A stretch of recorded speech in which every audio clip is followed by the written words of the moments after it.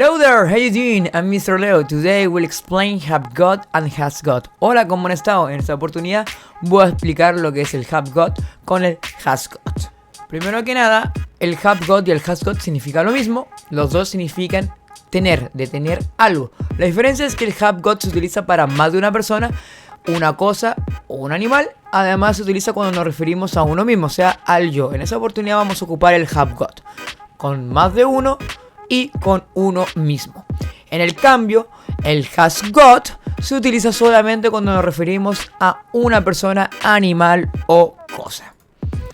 Sujetos que usan el have got y el has got. Como se dijo anteriormente, cada uno se utiliza en distintas situaciones. Para saber cuál utilizar nos tenemos que fijar en el sujeto. Todo va a depender del sujeto en cada oración. Para saber si nos estamos refiriendo a uno mismo, a más de uno o solamente a una persona, animal o cosa. Los sujetos que van con have got serían I, que significa yo, you, que significa tú o ustedes, we, que somos nosotros, y el they, que son ellos. Entonces los sujetos que van con has got sería solamente el he, el she y el it. El he significa él, el she significa ella y el it, que significa eso, que es un animal o una cosa. Estos sujetos pueden ser reemplazados por nombres o cosas. Por ejemplo, si decimos Paul has got, es lo mismo que decir he has got, porque Paul es una persona, es masculino, entonces es lo mismo. Entonces se va a utilizar con el has got, como dijimos anteriormente, has got solamente con una persona. Nos referimos a una persona, por lo tanto usamos has got, como dije anteriormente. Lo mismo que decir Goku and Freezer.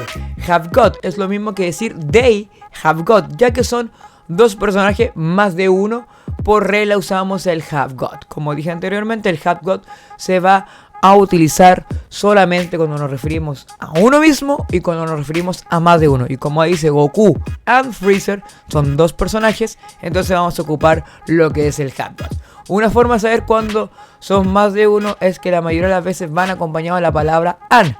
Y finalmente, cuando usamos el I, debe ir el have got, quedando I have got, dado que nos referimos a uno mismo, nos referimos al yo, ¿ya? Entonces, como resumen, el has got se va a ocupar con todos los sujetos que significan una persona, animal o cosa, que sería el he, el she, el it.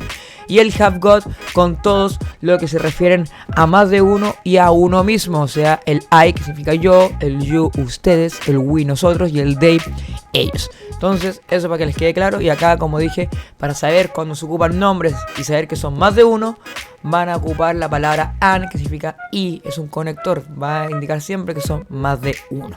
Y ahora vamos a las partes negativas y la parte de pregunta. Primero la parte negativa. El have got y has got en negativo solamente se agrega la palabra not después del have o el has, quedando have not got o has not got. Esto se puede abreviar quedando haven't o hasn't got, ¿ya? Haven't got o hasn't got. Es lo mismo, solamente que se abrevia para...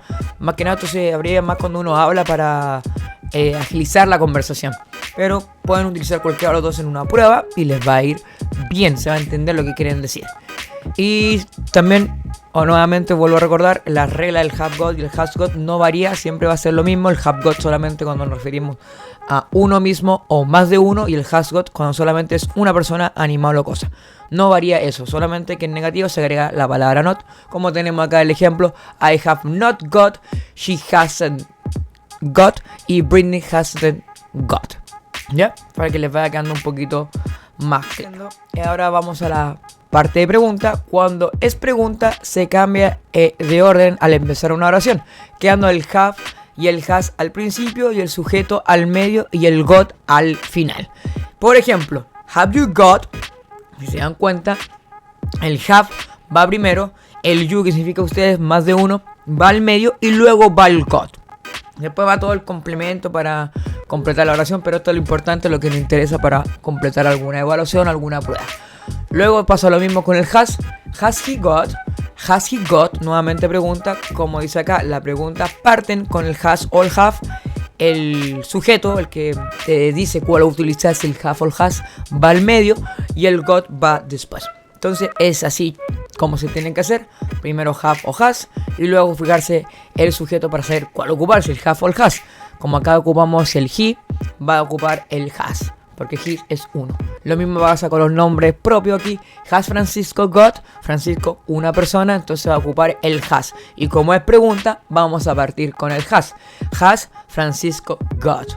Lo mismo pasa acá cuando utilizamos dos personas y como dije anteriormente, si utilizamos el an nos va a indicar que son más de uno y obviamente tendremos que utilizar el have.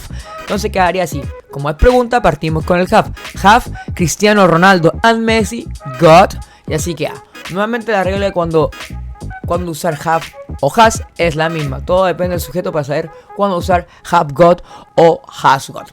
Espero que le haya quedado esto un poquito más claro. Fue una explicación bastante breve, pero esto es lo útil para poder responder y saber cuándo tenemos que utilizar el have got o el has got, porque los dos significan de tener algo. Yo tengo, tú tienes, etcétera, etcétera. ¿Ya? Pero esa es la diferencia con el have y el has. Recuerden bien el sujeto y luego cuando es negativo solamente se ocupa el not entre el have y el got. Y en pregunta cambia el orden, en vez de partir con el sujeto se va a partir con el have o el has, sujeto al medio y luego el got. Y obviamente no olvidar el signo pregunta. Eso sería por mi parte. Espero que nos estemos viendo en otra oportunidad. Muchas gracias por el apoyo. Nos estamos viendo en otra oportunidad. Bye. See you.